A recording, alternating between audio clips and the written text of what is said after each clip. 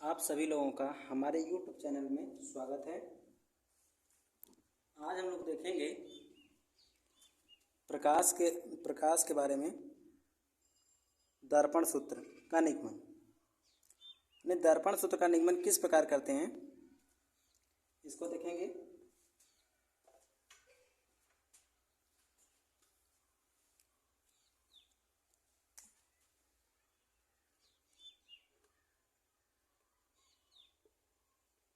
प्रकाश का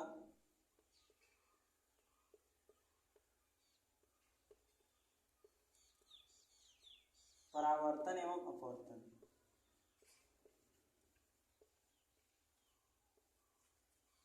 तो आज का हमारा टॉपिक होगा दर्पण सूत्र की उत्पत्ति, यानी कि मुख्य फोकस, वस्तु दूरी, प्रतिबिंब की दूरी तथा मुख्य फोकस में संबंध, यानी कि एफ वी तथा यू में संबंध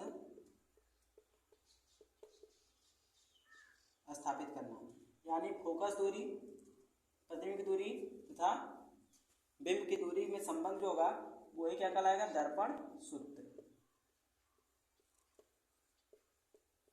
तो इसमें सबसे पहले हम लोग देखेंगे अवतल दर्पण का, यानी कि अवतल दर्पण द्वारा सूत्र की उत्पत्ति, यानी कि अवतल दर्पण की सहायता से, यानी जब दर्पण सूत्र की उत्पत्ति किस प्रकार करते हैं।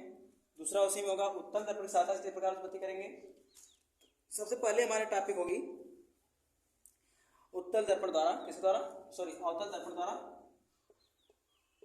अवतल दर्पण द्वारा। तो अवतल दर्पण हम लोगों ने पढ़ा था कि एक स्थिति ऐसी मिली थी जब हमारा प्रतिबिंब आभासी, सीधा और वस्तु से, यानी दर्पण के पीछे और वस्तु से बड़ा बना था। बाकी सभी स्थितियों में अवतल दर्पण द्वारा जो हमारा प्रतिबिंब प्राप्त हुआ था वह वास्तविक, उल्टा, वस्तु से बड़ा था। यानी कि ये हमारा क्या हो गया, अवतल दर्पण हो गया। ये बाहर से क्लियर कर दिया गया जिससे कि आंतरिक सतह क्या हो गई, चमकदार होगी। तो कौन सा दर्पण बन गया, कहेंगे अवतल दर्पण, यह हमारा बन गया। इसका ध्रुव क्या हो गया, पी। मुख्य फोकस या वक्रता केंद्र क्या हो गया इसकी, कहेंगे सी। और वस्तु सी से परे रखी गई। और बताया गया कि जब प्रकाश किरणें मुख्य के समांतर चलती हैं तो परावर्तन या अपवर्तन के पश्चात वो मुख्य फोकस होकर गुजरती हैं। दूसरा बताया गया कि जब प्रकाश किरणें यानी कि प्रकाश वक्रता केंद्र सी से चलती हैं तो ये पुनः सी से ही होकर वापस आती है, अर्थात उसी मार्ग पर जाती भी है और उसी मार्ग से वापस आती भी है। तो हमारे यहाँ पर जो प्रतिबिंब बना ये कैसा बना, कहेंगे वास्तविक और उल्टा बना तथा वस्तु से छोटा बना। यानी प्रतिबिंब जो हमें प्राप्त होता है जब वस्तु को सी से परे रखते हैं तो इसका प्रतिबिंब को वक्रता केंद्र सी, मुख्य फोकस एफ के मध्य वास्तविक, उल्टा और वस्तु से छोटा बनता है, यानी प्राप्त होता है। इस स्थिति के द्वारा हम क्या करेंगे, दर्पण सूत्र की उत्पत्ति करेंगे। तो ये हमारा जो वस्तु है, मान लिया वस्तु हमारी क्या है, ए बी बना और प्रतिबिंब क्या हो गया इसका, उल्टा बना है तो बी डैश ए। और यहाँ मान ले रहे हैं कि एम हो गया और यहाँ से एम से हम क्या करेंगे, पी एफ पर एक लंब खींचेंगे, जो हमारा लंब क्या हो गया, एम है। अब हम लोग देख रहे हैं कि मुख्य फोकस या ध्रुव के बीच की दूरी क्या बोलते हैं, कहेंगे फोकस दूरी कहते हैं। जहां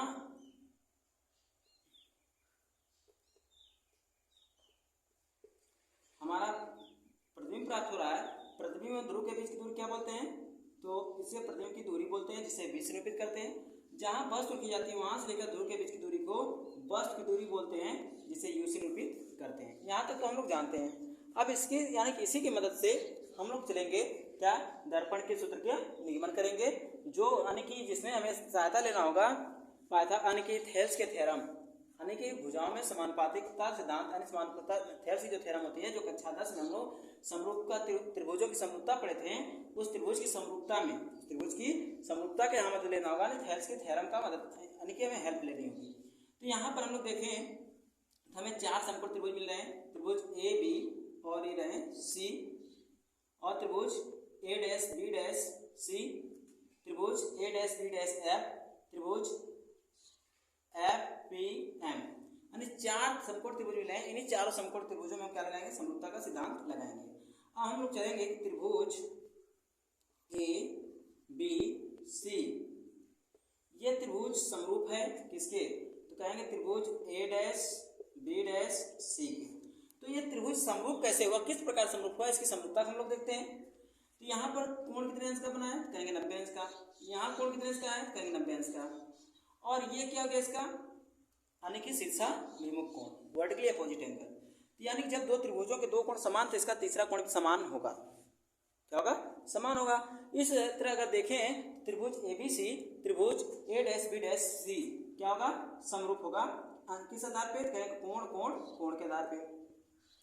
अगर त्रिभुज समरूप है तो इनकी भुजाओं में भी क्या समानुपात, यानी भुजाएं भी समानुपाती होंगी, अर्थात भुजाओं में समानुपात पाया जाएगा। तो यहाँ हम देखेंगे इसका लंब बटे लंब, आधार बटे आधार से। तो यानी कि ABC का लंब वाला क्या है, कहेंगे AB, इसका लंब क्या है, कहेंगे A'B' बराबर आधार बटे आधार। तो इसका आधार क्या है, कहेंगे BC, इसका आधार क्या है, तो B'C है। यह समीकरण हमारा हो गया 1। इसी प्रकार हम लोग त्रिभुज दूसरे में चलेंगे। त्रिभुज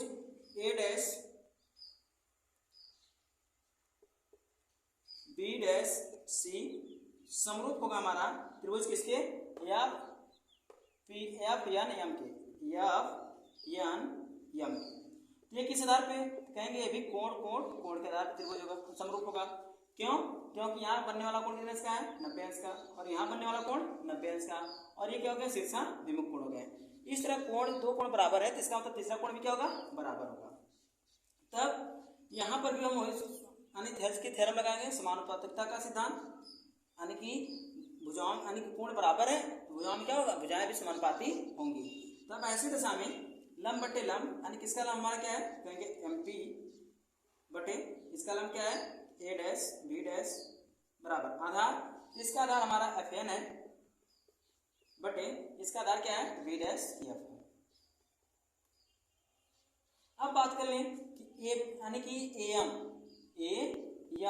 समांतर है, AM समांतर है BP के, किसके, BP के, और समांतर रेखाओं के बीच दूरी हर जगह क्या होती है, समान होती है, बराबर होती है। इसलिए AB बराबर क्या हो जाएगा, यानी AB जो हमारा होगा वो MN क्या होगा, बराबर होगा। AB हमारा किसके बराबर हो गया, MN के। अब यही हम AB यानी कि MN क्या रख देंगे, AB रख देंगे। तो हमारा जो MN है, सॉरी हमने क्या लिखा है, MP लिखा है, जिसे हम MN लिखना होगा, MN। अब ये हम MN क्या रख देंगे, AB रखेंगे। क्या रखेंगे, AB। अब बटे क्या हो जाएगा, A'B'C बराबर इधर क्या है, FN बटे B'F। तो अब हम इसे क्या कहेंगे, समीकरण 2। अब समीकरण 1 व 2 से तुलना किया जाएगा, समीकरण 1 व 2 से। जैसे हम लोग समीकरण 1 व 2 से तुलना करेंगे, यानी समीकरण 1 व 2 से देखेंगे तो इनका दाहिना पक्ष बराबर है। कौन सा पक्ष बराबर है, ये AB बटे A'B'C, यहाँ भी AB बटे A'B'C है। तो इसका मतलब इनका बायां पक्ष भी क्या होगा, बराबर होगा। दाहिना पक्ष बराबर तो बायां पक्ष भी क्या होगा, बराबर होगा। इसलिए यानी तुलना करने में क्या मिल गया, कहेंगे BC बटे B'C बराबर FN बटे B'F। अब लिखेंगे यदि दर्पण का द्वारक बहुत छोटा हो, यदि दर्पण का द्वारक क्या हो, बहुत छोटा हो,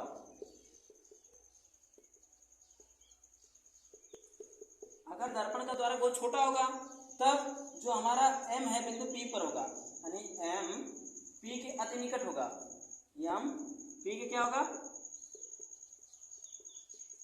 अति निकट होगा।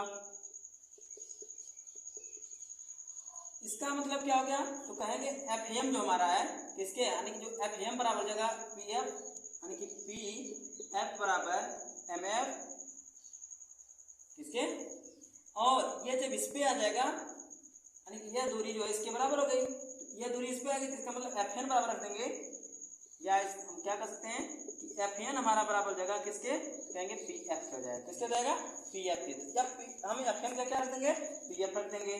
ये BC बटे हो गया B'C बराबर PF बटे B dash F, B dash F. अब हमें इनके बीच की दूरियों को निकालना होगा। अब बात कर ले हम, ये वक्रता केंद्र है, क्या है, वक्रता केंद्र एवं ध्रुव के बीच की दूरी को वक्रता त्रिज्या कहते हैं। क्या कहते हैं, वक्रता त्रिज्या। अब इन्हीं की जगह इनका हम लोग मान रखेंगे।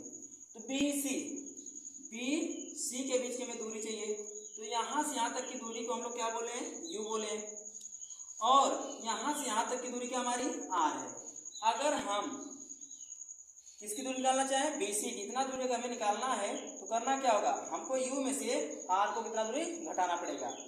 अब बात करें मूल बिंदु से, ये सभी की सभी दूरियां किधर स्थित है, कहेंगे बाएं तरफ स्थित है, इसलिए इनका चिन्ह कैसा लिया जाएगा, कहेंगे ऋणात्मक इनका चिन्ह लिया जाएगा। ठीक है, हम इनका चिन्ह ऋणात्मक लेते हैं, तो यानी कि इसका मान हो गया माइनस यू माइनस, और ये क्या घटाना होगा हमको, यानी कि माइनस आर बटे बी डैश सी की बात कर लें, तो B dash C, B dash हमारा यहाँ है और सी तुम्हारा यहाँ है, तो यहाँ से यहाँ तक के बीच की दूरी को हम लोग बोलते हैं वक्रता त्रिज्या, और ये दूरी हमको निकालना है। तो करेंगे क्या, वक्रता त्रिज्या में से हम करेंगे क्या, कितना घटाएंगे, तो कहेंगे बी को घटा देंगे, यानी जो हमारा प्रतिबिंब बना है, इतनी दूरी अगर हम लोग घटा दें, क्योंकि ये बिंब की दूरी यहाँ तक हमारी है, यहाँ तक, और हमें यहाँ से यहाँ तक के बीच की दूरी निकालना है, तो यहाँ तक बी आ रहा है और यहाँ तक आर आ रहा है, अगर घटा दें हमें इतनी दूरी क्या हो जा रही है, प्राप्त हो जा रही है। अर्थात हम कह सकते हैं कि हमें आर में से, यानी आर में से क्या घटाना होगा, तो हमें आर में से बी घटाना है, आर माइनस माइनस बी बराबर पी एफ, यानी कि पी एफ के बीच दूरी क्या है, तो एफ है, यानी कि माइनस एफ बटे B dash F, B dash F. यहाँ बी में से क्या घटाएंगे हम लोग, एफ घटाएंगे, तो B minus A B minus, मान तो रख दिया गया। अब यहाँ पर हम लोग जानते हैं कि आर बराबर क्या होता है, कहेंगे आर बराबर 2f होता है, आर बराबर क्या होता है 2f। अब इस समीकरण में हम लोग आर की जगह क्या रखेंगे, 2f रखेंगे, उसके पहले हल कर लेते हैं, तो माइनस यू, ये माइनस माइनस क्या हो गया प्लस आर बटे माइनस आर, और माइनस माइनस क्या हो गया प्लस बी बराबर माइनस एफ बटे माइनस बी, माइनस क्या हो गया प्लस एफ। चलिए आर क्या 2f रखते हैं, तो माइनस यू प्लस 2f बटे माइनस 2f प्लस बी बराबर माइनस एफ बटे माइनस बी प्लस एफ। अब त्रिज्या गुणा कर दीजिए, क्या कर दीजिए त्रिज्या गुणा। जैसे हम लोग त्रिज्या गुणा करेंगे तो हमें आने की माइनस माइनस क्या हो गया प्लस यू वी, ये माइनस प्लस माइनस 2f और साथ का v। अब एफ का गुणा करिए तो माइनस क्या हो गया एफ यू, एफ यू, इसका करेंगे क्या होगा प्लस 2f स्क्वायर बराबर, अब एफ का गुणा करते हैं माइनस क्या हो गया प्लस 2 और एफ का F square plus minus minus F V, और ये तो हमारा गुणा हो गया। अब करेंगे क्या हम लोग, यानी कि ये देखिए 2f स्क्वायर से 2f स्क्वायर क्या हो गया कट गया। अब हम इसको इधर पक्षांतर कर रहे हैं, तो हमारा यहाँ बचेगा यू वी बराबर, ये माइनस क्या हो गया प्लस हो गया 2f v और माइनस एफ यू और माइनस एफ v। अब 2f में से एक एफ निकले तो बचा कितना, तो कहेंगे बच गया एक एफ v, तो यानी कि F v minus F U, common हमारा एफ हो गया, तो यू वी बराबर F into V minus V. ये हम गुणा कर क्या करेगा भाग करेगा, यानी एफ बराबर हो गया वी यू वी बटे वी माइनस यू। तो हमारा क्या मिल गया, ये हमारा एक दर्पण सूत्र है, क्या है दर्पण सूत्र, या इसी को किस रूप में लिखा जा सकता है, यानी इसका व्युत्क्रम कर दिया जाए, यानी इसका व्युत्क्रम क्या हो जाएगा तो 1 बटे एफ हो जाएगा, इनका व्युत्क्रम क्या हो जाएगा कहेंगे v माइनस यू बटे यू भी हो जाएगा। जिन्हें अलग अलग खंडों में अगर लिखा जाए क्या लिखा जाएगा 1 बटे एफ बराबर 1 बटे बी, और माइनस का हमारा प्लस मिला था जो कि माइनस ये था इसका है एफ यू, ये घटने के बाद हमारा प्लस बचा था, इसका गुणा हुआ था तो माइनस एफ प्लस 2f, ये क्या हुआ था माइनस एफ बी था, एफ बी माइनस और ये माइनस इधर क्या हो गया, एफ यू वाला प्लस हुआ, ये हमारा प्लस चाहिए, यहाँ प्लस चाहिए और यहाँ प्लस चाहिए, इसे क्या करेंगे, ये प्लस हो गया। अब इसे हम लोग तोड़ रहे हैं तो ये क्या लिखेंगे, 1/u। तो ये हमारा क्या हो गया, दर्पण सूत्र, जिसे हम लोग F बराबर UV बटे V प्लस U या 1/F बराबर 1/V प्लस 1/u लिख सकते हैं। ये हमारा दर्पण सूत्र की प्राप्ति हो गई, किसके माध्यम से, कहेंगे अवतल दर्पण के माध्यम से। तो एक बार हम इसे फिर से पुनः समझते हैं। तो यहाँ समझने के लिए हमें देखना होगा कि जो हम अवतल दर्पण लिए हैं, ये हमारा ध्रुव हो गया, यह मुख्य फोकस हो गया। ध्रुव तथा मुख्य फोकस के बीच की दूरी को फोकस यानी कि ध्रुव तथा मुख्य फोकस के बीच की फोकस दूरी कहते हैं। यह प्रतिबिंब बना है, तो अन्य ध्रुव तथा प्रतिबिंब के बीच की दूरी को प्रतिबिंब की दूरी कहते हैं। वस्तु है, वस्तु तथा ध्रुव के बीच की दूरी को वस्तु की दूरी कहते हैं। वक्रता केंद्र है और ये ध्रुव के बीच की दूरी को वक्रता त्रिज्या कहते हैं। ये प्रकाश किरण क्या हुई, गई और टक्कर करके मुख्य फोकस को हुई, दूसरी वक्रता केंद्र से चलाई गई, जहाँ पर प्रतिबिंब का निर्माण हुआ और प्रतिबिंब हमारा सी तथा आपके बीच बना है। तो यहाँ पर 4 हमें समकोण त्रिभुज मिल रहे हैं। तो एक त्रिभुज हमारा त्रिभुज ABC हो गया और एक त्रिभुज हमारा A'-B' हो गया, यानी कि इनमें हम देख रहे हैं समरूप हैं। समरूप होने का कारण क्या था, यानी कि तीनों कोण आपस में इनके क्या हो गए, बराबर हो गए। और जब समरूप है त्रिभुज, यानी इनमें सिद्धांत लगाएंगे, समरूपता का सिद्धांत लगाएंगे और समरूपता के सिद्धांत से देखा जाए तो लंब बटे लंब बराबर आधार बटे आधार, ये हमारा समीकरण 1 हो गया। इसी प्रकार हम त्रिभुज की संख्या चलेंगे A'-B' तथा F यानी हम में चलेंगे। तो यहाँ पर भी देखा गया ये त्रिभुज क्या है, समरूप है। किसके आधार पर समरूप है, कहेंगे कोण कोण कोण के आधार के समरूप है, इसलिए इनमें थेल्स का थ्योरम लगाएंगे, यानी कि लंब बटे लंब बराबर आधार बटे आधार, एम बटे A'-B', F बटे B', F। अब यहाँ पर बात कहा गया कि AM जो है BP के समांतर है। जब समांतर तो इसका मतलब इनके बीच की दूरी क्या दिया, बराबर दिए, इसलिए AB बराबर MN हो गया। अब AB बराबर MN यानी कि MN को क्या रखा जाएगा, कहेंगे AB रखा जाएगा। अब क्या हो गया, AB बटे A'-B' बराबर FN बटे B', तो समीकरण 1 व 2 से जैसे तुलना करेंगे, इनका दायां पक्ष बराबर है, इसलिए बायां पक्ष क्या होगा, बराबर होगा। अब कहा गया दर्पण का द्वारक बहुत छोटा हो तो यह बिंदु M कहाँ जाएगा, P के निकट हो जाएगा। जब बिंदु M P के निकट हो जाएगा तो इसका मतलब क्या है कि PF FM के क्या होगा, बराबर होगा, और PN क्या होगा, यानी कि इससे क्या हो गया, P पे आ गया, तो इसका मतलब ये इसके बराबर हो गया। तो अब हम क्या करेंगे, FN की जगह PF रख देंगे। इस तरह हमारा क्या हो जाएगा, PC बटे B' बराबर PF बटे B'। फिर इसके बाद BC की दूरी निकालने के लिए क्या करना होगा, यानी कि पूरी दूरी में से U में से क्या घटाना होगा, वक्रता त्रिज्या R को घटाना होगा। अब चूंकि सभी के सभी क्या है, बाएं तरफ से सब यानी चिन्ह क्या लिया जाएगा, ऋणात्मक लिया जाएगा। तो ये माइनस हो गया। अब इनके मान रख दिया गया और ये माइनस क्या हो गया, प्लस हो गया, ये माइनस क्या हो गया, प्लस हो गया, और ये माइनस क्या हो गया, प्लस हो गया।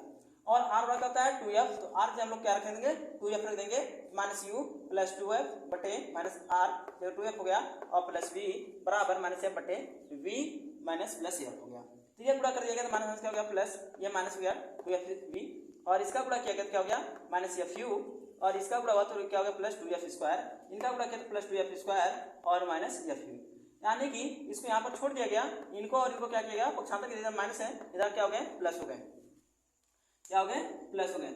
अब यहाँ पर 2FV में से क्या हो गया, एक FV घट गया, तो बचा कितना, तो एक FV बचा, V प्लस FU है, यहाँ कॉमन हमें F मिल गया, जब कॉमन ले लिया गया तो बचा क्या हमारा, यानी कि कोष्टक मिल गया V प्लस U गुणे के रूप में, ये यहाँ गुणा कर दिया, क्या करेगा, भाग करेगा, तो इधर आकर भाग कर दिया, ये बराबर क्या मिल गया, UV बटे U प्लस V मिला, या जिसे हम लोग क्या किया गया, F का व्युत्क्रम किया गया, 1/F हो गया, इनका व्युत्क्रम किया गया तो V प्लस U बटे UV हो गया। और इन्हें जब खंड के रूप में अगर लिखना चाहें तो 1/F बराबर 1/V प्लस 1/U, ये हमारा क्या हो गया, दर्पण सूत्र हो गया। अब हम लोग देखेंगे उत्तल दर्पण द्वारा, किसके द्वारा देखेंगे, उत्तल दर्पण द्वारा F V तथा U में संबंध है।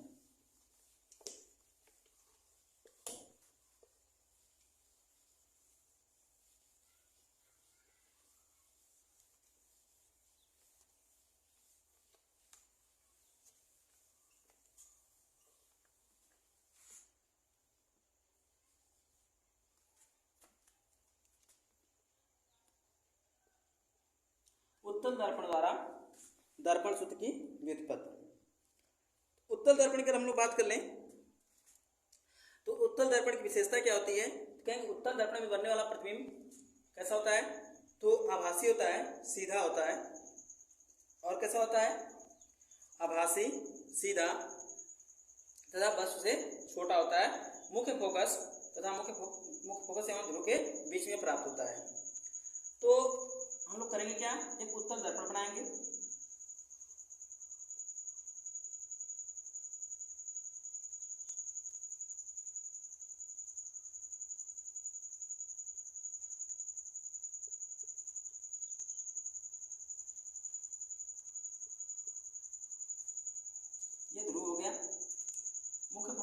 वक्रता केंद्र सी हो गई।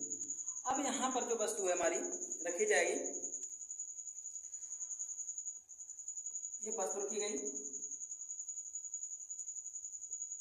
यू, वस्तु हमारी गई जिसका नाम हो गया ए बी, और प्रकाश किरण यहाँ से गई और ये क्या होगा, इसका परावर्तन होगा। तो ये परावर्तन के पश्चात मुख्य फोकस होकर जाएगी, दूसरी वक्रता केंद्र सी से जो होकर जाएगी ये, और सी से वापस भी आती है। तो अब बात कर लें, यहाँ दर्पण के पीछे यानी कि दर्पण के पीछे आकर ये मिलती हुई प्रतीत हो रही है,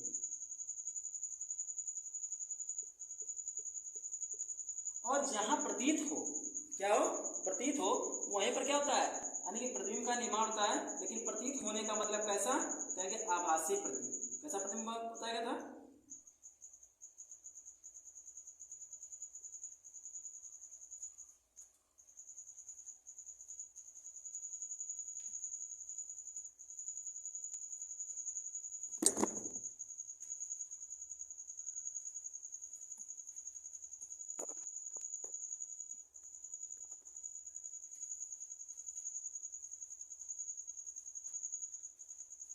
यानी कि जहां मिलती हुई प्रतीत हो, क्या हो, मिलती हुई प्रतीत हो, तो वहां पर बनने वाला प्रतिबिंब कैसा होता है, आभासी होता है।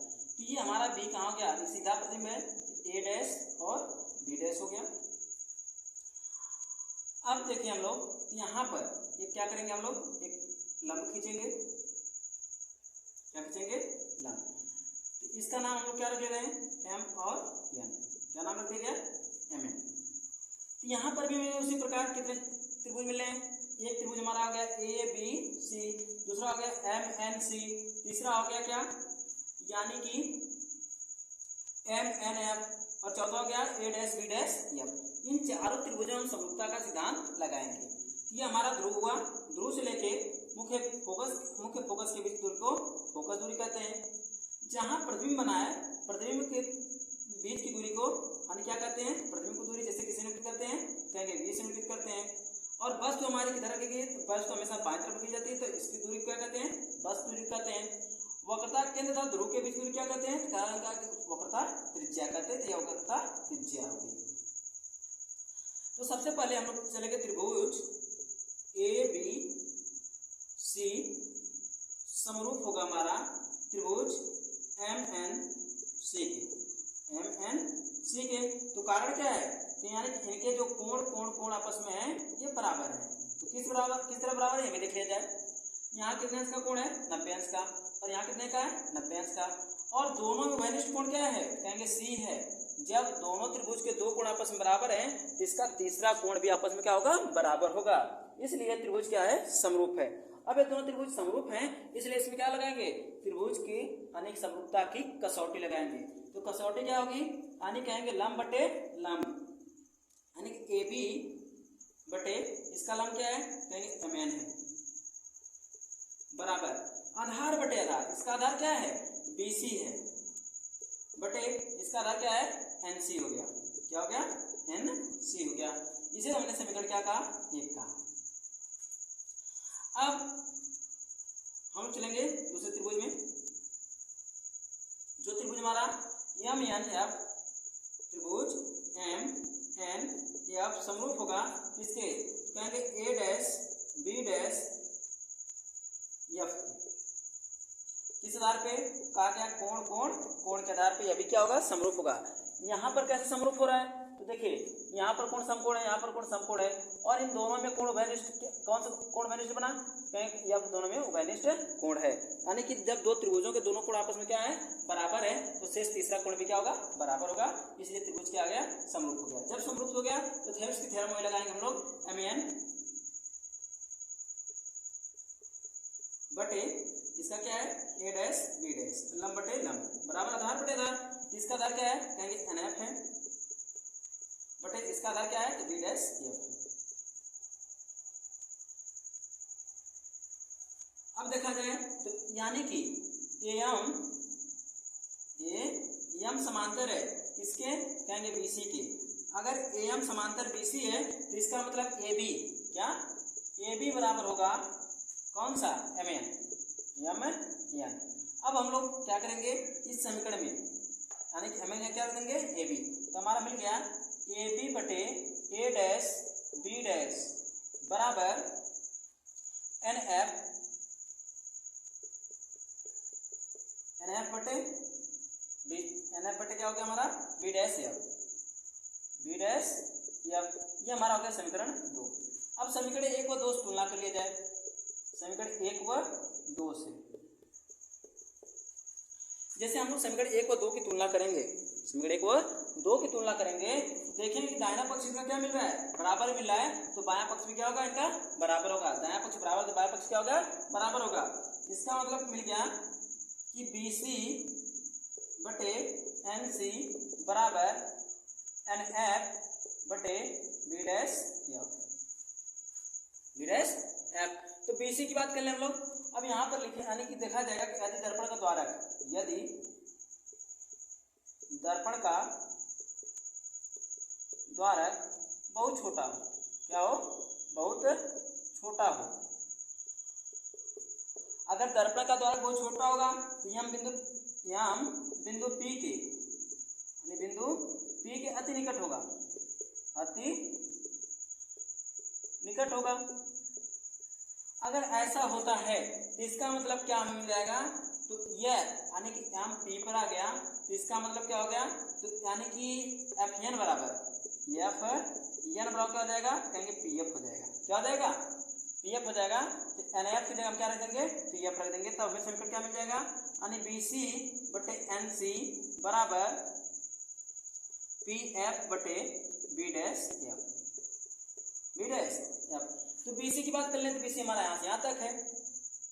दूसरी बात एन सी की बात कर लें तो एन सी यानी सी, तो एन सी भी क्या हो जाएगी, एन सी भी हमारी बन जाएगी पी सी, क्योंकि इसके क्या हो गया अति निकट हो गया, क्या हो गया अति निकट हो गया, यानी कि एन सी बराबर पी सी, इसे हम क्या लिख देंगे पी सी लिख देंगे, क्या लिखेंगे पी से सी। तो पी से सी की बात कर ले हम लोग, यह दूरी हमारी आर है। अब हम इतने जगह क्या मान रखते हैं, तो पी सी निकालने के लिए क्या करना होगा, इतनी दूरी यू और इतनी दूरी क्या होगी आर, यू हमारा बाएं तरफ इसलिए माइनस में और आर हमारा दाहिने तरफ इसलिए प्लस में, बटे पी सी। तो पी से सी के बीच की दूरी क्या है, तो पी से सी के बीच की अगर दूरी बात कर लें तो ये हमें मिल गई आर बराबर,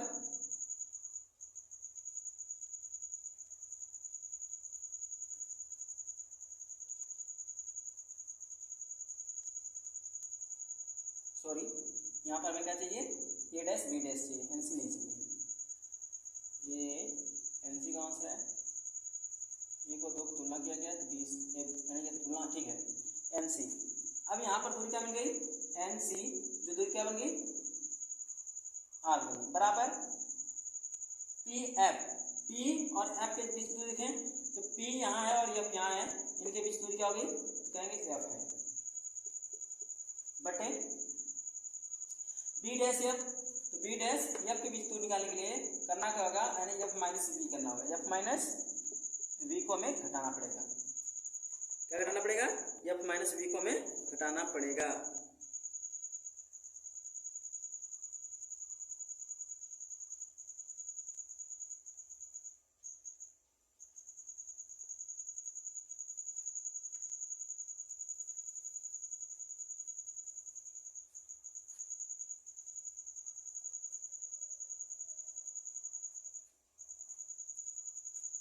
और एन सी त्रिभुज हमने क्या लिया था एम एन एफ और दूसरा हमारा त्रिभुज था ए dash B dash F.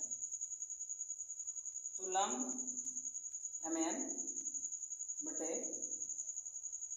A dash B dash Aadhaar N F, इसका आधार B dash F.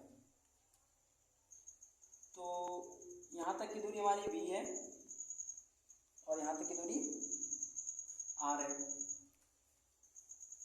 N F निकालने के लिए करना क्या होगा, हमको पूरी दूरी में से अगर हम एफ घटा दें, क्या घटा दें पूरी दूरी में से, यानी पूरी दूरी हमारी क्या है आर है, अगर आर में से हम लोग क्या घटा लें इस पूरी दूरी आर में से अगर एफ घटा दें तो हमारा बचा क्या, B dash F dash, B dash F.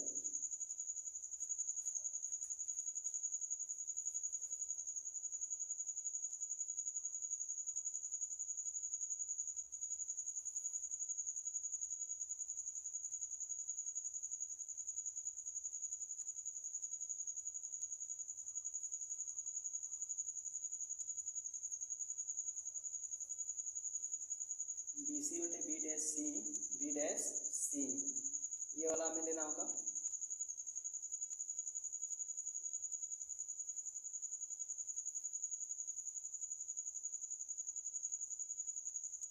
A dash B dash F, A dash B dash F और M N F, M N F.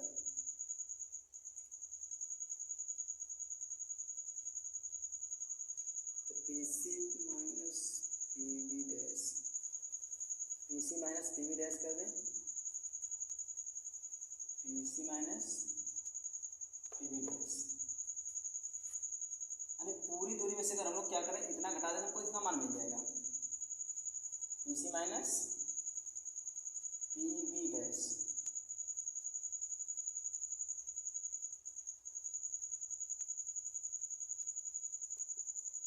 P C minus P B dash बराबर एन एफ हमारा क्या बन गया, यानी कि P F हो गया बटे बी डैश एफ हो गया।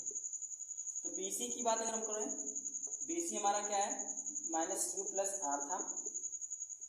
पी सी की बात कर लें, पी से सी के बीच दूरी क्या है, आर है, और minus P dash P B dash.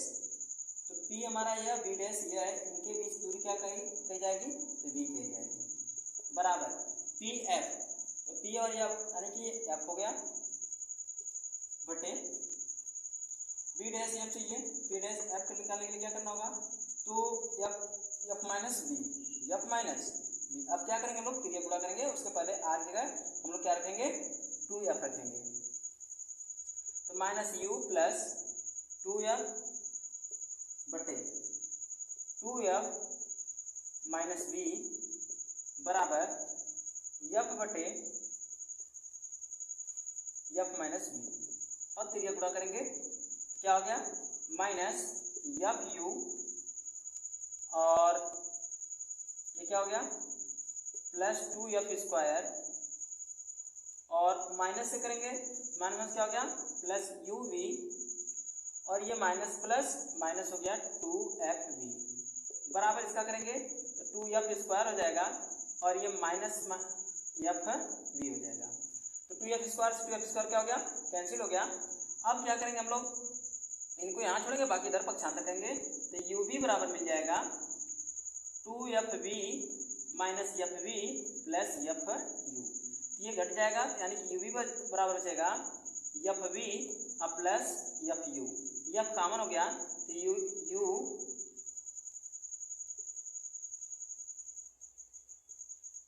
We बराबर एफ कॉमन हो गया तो क्या बचा, यानी वी प्लस यू। ये क्या करेगा, इधर भाग करेगा, यानी कि एफ बराबर क्या मिल गया हमको, तो यू वी बटे V plus U, V plus U. अब हम लोग करेंगे क्या, यानी कि दर्पण सूत्र में मिल गया, अब इसका हम व्युत्क्रम लेंगे, तो यानी कि 1 बटे एफ हो गया इसका व्युत्क्रम, इसका व्युत्क्रम क्या हो जाएगा, वी प्लस यू बटे यू वी, यू वी। अब हम करेंगे क्या, इनको अलग अलग लिख लेंगे, यानी कि 1 बटे एफ बराबर 1 बटे वी प्लस 1 बटे यू। ये क्या हो गया, अब इस दर्पण सूत्र हो गया। तो अब हम देख चुके हैं क्या, उत्तल दर्पण द्वारा प्रतिबिंब यानी कि दर्पण सूत्र की उत्पत्ति, यानी कि एफ वी तथा यू में संबंध। तो यहाँ पर त्रिभुज ए बी सी और त्रिभुज एम एन सी में देखा गया, यानी त्रिभुज आपस में क्या है, समरूप है। किस आधार पर समरूप है, कहा गया कोण कोण कोण के आधार पे समरूप है। अगर त्रिभुज दोनों समरूप हैं तो इनमें समानुपात यानी भुजाएं में समानुपाती होंगी, तो भुजाओं में क्या है, समानुपात लगाया गया, थेल्स की थ्योरम लगाई गई। तो यानी कि ए बी बटे एम एन बराबर बी सी बटे एन सी समीकरण 1 हो गया। फिर त्रिभुज देखा गया एम एन एफ तथा ए डैश बी डैश एफ में देखा गया। तो जहाँ यानी कि कहा गया कि कि त्रिभुज समरूप है, समरूप से तो भुजाएं भी क्या होंगी, समानुपाती होंगी, जिनमें समानुपात यानी लंब बट्टे लंब आधार बराबर आधार बट्टे आधार, तो लंब इसका क्या हो गया मेन, इसका लंब क्या हो गया ए डैश बी डैश बराबर एन एफ बटे बी डैश एफ। अब बताया गया कि ये प्रकाश किरण जो आती है मुख्य अक्ष से समांतर आती है, इसलिए इनके बीच दूरी क्या होगी, हर जगह समान होगी, तो इसलिए ए बी बराबर क्या हो गया, तो ए बी बराबर हो गया एम एन। अब एम एन जब हम लोग क्या रख देंगे, ए बी रख देंगे, तो क्या हो जाएगा ए बी बटे ए डैश बी डैश बराबर एन एफ बटे बी डैश एफ। समीकरण दो गया, समीकरण 1 और 2 की जैसे तुलना करेंगे, इनका दाहिना पक्ष बराबर, इसलिए बायां पक्ष क्या होगा, बराबर होगा। इसका मतलब हमें क्या मिल गया, तो बी सी बटे एन सी बराबर एन एफ बटे बी डैश सी। तो एन सी अगर हमें निकालना है, एन से सी को निकालना है, तो क्या करना होगा, नहीं कहा गया दर्पण के द्वारा कोई छोटा हो तो बिंदु एम पी कहते निकट होगा, इसलिए एफ एन बराबर पी एफ हो जाएगा। तब क्या हो गया, यानी एफ एन जब पी एफ रख देंगे, पी एफ बटे क्या हो गया, बी डैश एफ हो गया। एन सी तो करना क्या, पूरी दूरी में से यानी कि पी सी में से हमें क्या घटा देना होगा, पी डैश बी घटा देना होगा। अगर इतना घटा दें हम, यानी कि एन सी निकालने के लिए क्या करना होगा, पूरी दूरी में से बी डैश सी हम हटा दें, तो हमारा एन सी का मान केवल बचता है। तो जब देखें बी सी का निकालना है, तो बी से लेकर सी यहाँ तक है, इधर की दूरी आर यू हो गई, इधर की दूरी क्या हो गई, आर हो गई, बाएं तरफ इसलिए माइनस लिखा गया है, प्लस इधर दाहिने दिशा में इसलिए प्लस आर हो गया, बराबर ये दूरी क्या हो गई, आर यहाँ से यहाँ तक, और इसमें से घटा क्या रहे हैं, कहेंगे पी बी डैश बी घटा रहे हैं, तो इसलिए इसका मान हो गया बी। अब बराबर एफ पी एफ का मान क्या है, एफ है, एफ माइनस, अगर एफ में से हम बी घटा दें तो हमारी दूरी इतना की बच जा रही है, एफ माइनस वी। इसके बाद आर बराबर क्या रखा गया, 2f रख दिया गया, आर की जगह पे क्या हो गया, माइनस यू प्लस 2f बटे 2f माइनस वी बराबर एफ बटे एफ माइनस यू, यानी त्रिज्या गुणा कर दिया गया, ये प्लस ये माइनस माइनस हो गया, ये प्लस हो गया 2f स्क्वायर, इसका गुणा किया गया तो माइनस माइनस प्लस हो गया, यू भी हो गया, इसका गुणा किया तो माइनस एफ यू हो गया, इसका गुणा 2f स्क्वायर हो गया, ये माइनस हो गया एफ यू। अब इसके बाद क्या गया, 2f स्क्वायर कैंसिल हो गया, माइनस वालों को इधर भेज दिया गया, तो यू भी बराबर क्या होगा 2f minus F you plus F U. ये एफ में से अन्य एफ में से एक एफ निकल गया, तो एक एफ बचा, एफ कॉमन निकल गया, तो यू प्लस वी यहाँ गुणा कर देगा, कर दिया भाग, यानी कि दर्पण सूत्र में मिल गया एफ बराबर यू वी बटे वी प्लस यू, यानी जिसका व्युत्क्रम यानी व्युत्क्रम रूप में लिखा गया 1 बटे एफ बराबर वी प्लस यू बटे यू वी, या इसे अन्य रूप में लिखें तो 1 बटे एफ बराबर 1 बटे वी प्लस 1 बटे यू लिखा जा सकता है। इस तरह हमने देखा अवतल तथा उत्तल दर्पण द्वारा, अवतल तथा उत्तल दर्पण द्वारा क्या हो गया, यानी सूत्र का निगमन हो गया।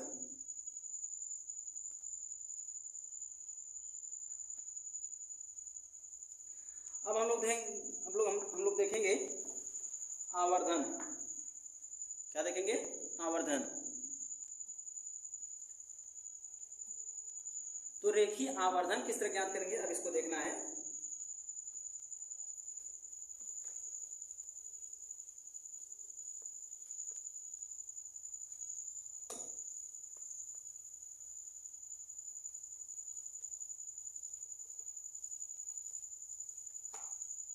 इस वीडियो में हम लोग देखेंगे अवतल दर्पण द्वारा यानी रेखीय आवर्धन सूत्र की उत्पत्ति, और अगली वीडियो में उत्तल दर्पण द्वारा रेखीय आवर्धन को देखा जाएगा। तो रेखीय आवर्धन आज का टॉपिक हमारा क्या होगा, यानी कि कहा जाए रेखीय आवर्धन,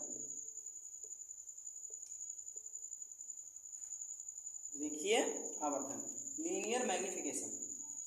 तो यहाँ पर रेखीय आवर्धन होता क्या है, कहेंगे प्रतिबिंब की लंबाई, प्रतिबिंब की लंबाई एवं वस्तु की लंबाई, वस्तु की लंबाई के अनुपात को क्या कहते हैं, रेखीय आवर्धन कहते हैं, रेखीय आवर्धन कहते हैं।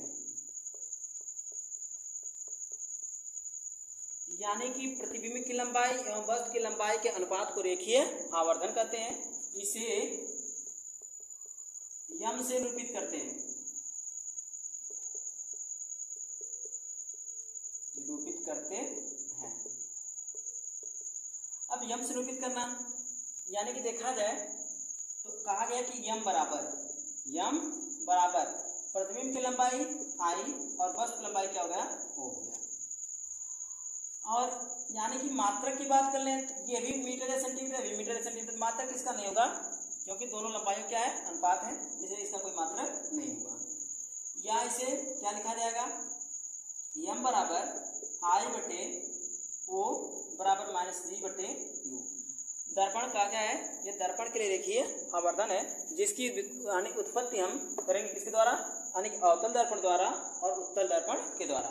तो यानी कि आवर्धन क्या होता है, कहा गया कि प्रतिबिंब लंबाई वस्तु लंबाई का अनुपात होता है, जिसे हम लोग m बराबर I बटे O बराबर -v/u भी लिख सकते हैं। इसका हम लोग क्या करेंगे, अनिश्चितता का निगमन इसका किया जा सकता है, जिसे सिद्ध किया जा सकता है। तो अब हम लोग बात करें थोड़ा मैग्निफिकेशन के बारे में।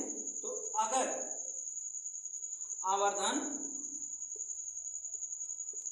धनात्मक हो, क्या हो, धनात्मक हो, तो इसका तात्पर्य ये हुआ, आवर्धन के धनात्मक होने का मतलब जो प्रतिबिंब हमारा है बनने वाला प्रतिबिंब आभासी एवं सीधा होगा, आभासी एवं सीधा होगा। दूसरा, अगर आवर्धन की बात कर ले हम लोग, अगर आवर्धन हमारा क्या हो, माइनस में हो, किसमें हो, माइनस में हो, तो इसका मतलब प्रतिबिंब, जो हमारा प्रतिबिंब होगा, प्रतिबिंब वास्तविक होगा, क्या होगा, वास्तविक होगा, और क्या होगा, उल्टा होगा, क्या होगा, उल्टा होगा। यानी आवर्धन का मान अगर प्लस में आता है तो कहेंगे प्रतिबिंब आभासी एवं सीधा है, अगर आवर्धन का मान माइनस में आता है तो कहेंगे प्रतिबिंब वास्तविक एवं उल्टा है, वास्तविक एवं उल्टा है। अब बात कर लें इसके अन्य मान की। अगर आवर्धन m का मान प्लस माइनस 1 के बराबर होता है तो ये कहेंगे, यानी कि प्लस माइनस का मतलब तो समझ में आ गया। अब 1 का मतलब हो गया कि प्रतिबिंब जो होगा, प्रतिबिंब वस्तु की लंबाई के बराबर होगा, वस्तु की लंबाई के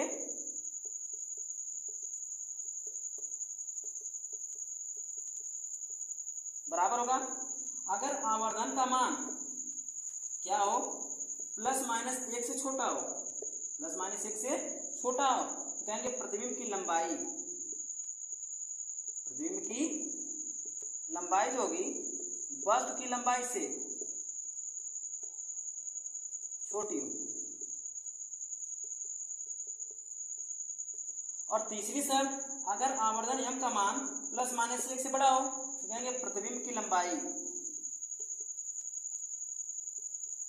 प्रतिबिंब की लंबाई वस्तु की लंबाई से ज्यादा होगा, वस्तु की लंबाई से बड़ा होगा। 3 स्थितियां, यानी कि अगर आवर्धन का मान प्लस माइनस 1 होता है तो यह प्रतिबिंब वस्तु की लंबाई के बराबर होगा। अगर आवर्धन का मान प्रतिबिंब की लंबाई, यानी कि आवर्धन का मान प्लस माइनस 1 से छोटा होता है तो कहेंगे जो प्रतिबिंब की लंबाई होगी वस्तु की लंबाई से छोटी होगी। अगर आवर्धन का मान प्लस माइनस 1 से बड़ा आता है तो कहेंगे प्रतिबिंब की लंबाई क्या होगी, वस्तु की लंबाई से बड़ी होगी। ये हो गया आवर्धन, क्या हो गया, आवर्धन।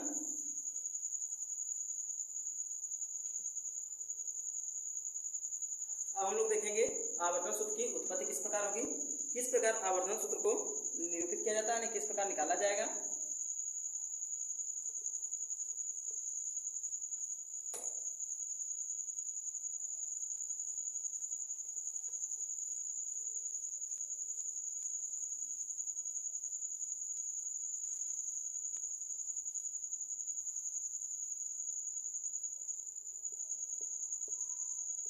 औसत दर्पण के पदों में, औसत दर्पण के पदों में रेखीय आवर्धन, रेखीय आवर्धन।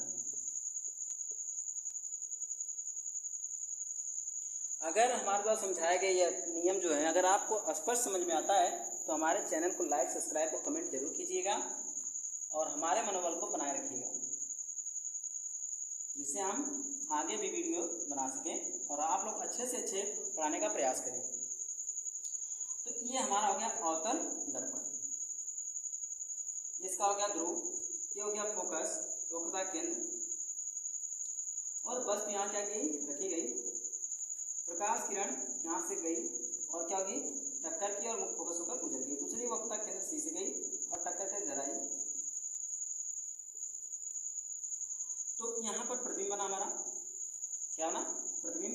ये वस्तु हो गई ए बी, प्रतिबिंब हमारा उल्टा बना है, ये क्या हो गया बी डैश,